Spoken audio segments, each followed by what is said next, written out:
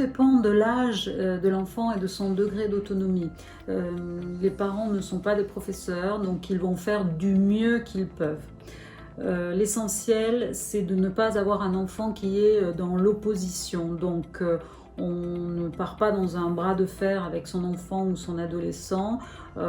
Pour ceux qui sont en primaire, 2 heures, 1 heure le matin, 1 heure l'après-midi. Pour les collégiens, 3 heures qu'on va fractionner au cours de la journée.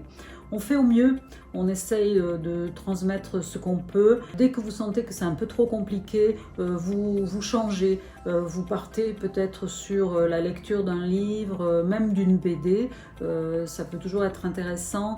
Regarder un film, mais après vous attendez un retour, c'est-à-dire qu'on vous fasse un résumé, qu'on discute un petit peu du thème qui a été abordé dans l'œuvre que l'enfant a lue ou a regardée. Il y a des choses qui sont aussi très intéressantes, c'est de transmettre un savoir-faire, c'est-à-dire que quand le scolaire, le pédagogique ne fonctionne pas, eh bien, on essaye de faire des choses ensemble, on essaye de transmettre quelque chose que l'on connaît.